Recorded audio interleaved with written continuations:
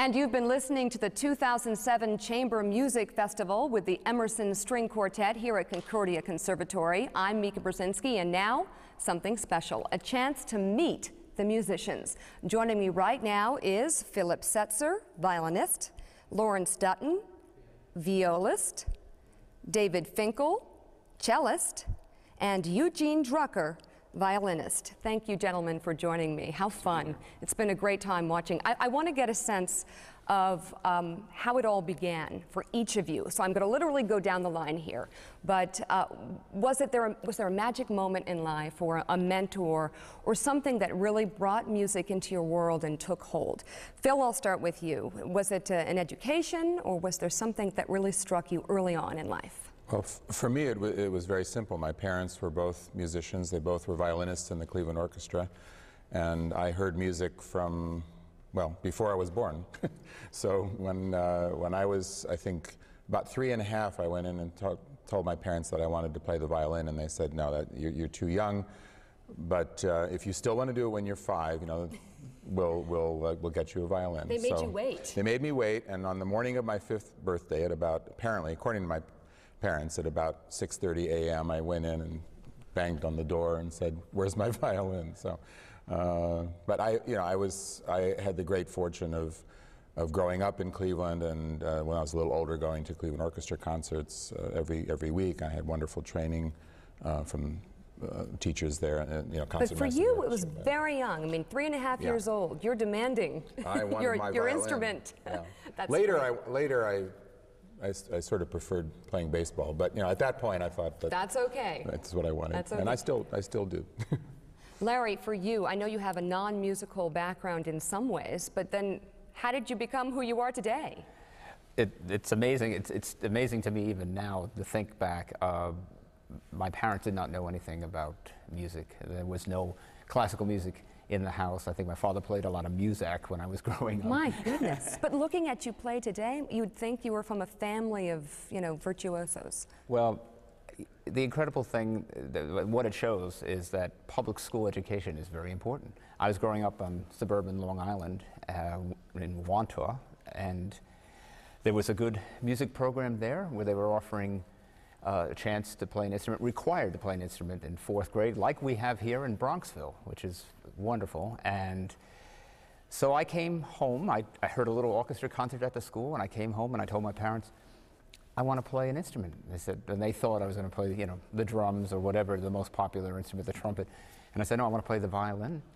And they were like, okay, and they signed me up. And there was a wonderful teacher there who, at a certain point, I was taking group lessons. At a certain point, he came to my mom and said, well, he's very talented. He needs some private lessons. I would love to teach him. He came to my house once a week.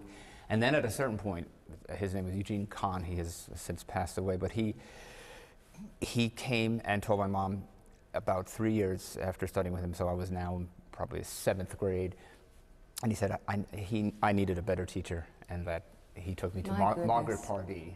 But he really singled you out. He said, this kid's great. And this is the beauty of a public school teacher, the dedication, going to your parents and then saying, let me teach him.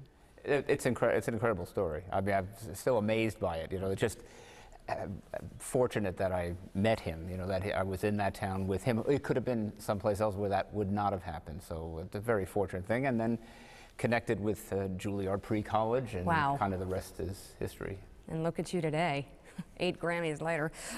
David, for you, was it something like a teacher or a mentor, or how did it all begin for you? Well, Larry, I just want to tell you, it's not so bad having a non-musical background. It's much worse to have a non-musical foreground. True. Good point. That you've taken care of.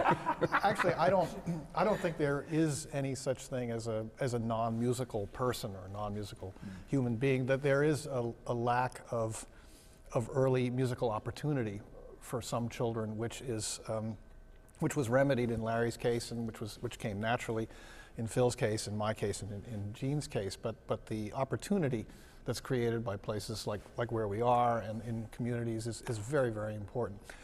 My father was a musician, and so the music was in the house, and the music lessons came about for me. But as you mentioned before, looking for the magic moments, I think, because music itself really is magic.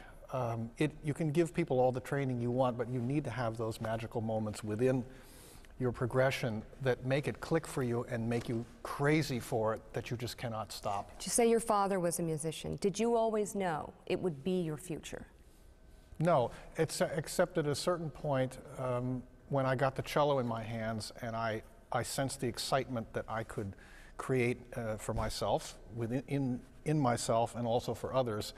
I felt like I had found something I wanted to do for my whole life. That's great. That's a great feeling, isn't it? And Gene, what about you? Did you always know that this would be your future? No, I didn't start playing the violin until I was 8½. Looking back on it now, it's amazing that my father waited that long to start me off on the violin. I had played the piano a little bit when I was about 5, and I think my grandmother, who was helping me, my mother's mother, told my mother that I would never be satisfied because I was too much of a perfectionist. Anyway, I stopped playing the piano and had to relearn how to read notes by the time I was 8½. I remember my father gave me a nickel every time I named a note correctly when he was teaching me. So you were driven by money. That's right. Oh, well, look, that's what makes the world. It's all the big bucks we that still, you get. we still give him a nickel when he reads every note correctly. Hey, if it makes him play like that, that's great, whatever. So he started me when I was 8½. My father was in the Metropolitan Opera Orchestra. At the time I started, at the end of 1960, I guess he had been there for about 13 years, and he played there until his retirement in 1984. But before he joined the Met in 1947, he was in the Bush Quartet, a very famous string quartet between 1945 and 47. I think after a few months it became apparent that I had some talent for the violin, but he was about to go on tour with the Met. They went on a 7-week tour every spring.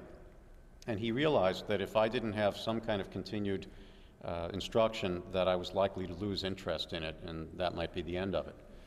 We lived in Washington Heights, and there was a little neighborhood conservatory a few blocks away, where by good fortune, a wonderful woman was teaching. She was a violist named Renee Hurtig, and her maiden name was Gallimir, and she was the sister of Felix Gallimir, a famous musician who had had a quartet with his 3 sisters in Vienna called the Gallimir Quartet, and they had recorded the Ravel Quartet under Ravel's direction. They had played a lot of the music of the Second Viennese School, Schoenberg, Berg, and they were very much part of the cultural life of Vienna. So it was an absolute gift to us that this woman was teaching a few blocks away. So she became my teacher from that moment on for about 4 or 5 years until I went to my master teacher, Oskar Shumsky, at the Juilliard School. Oh, how lovely.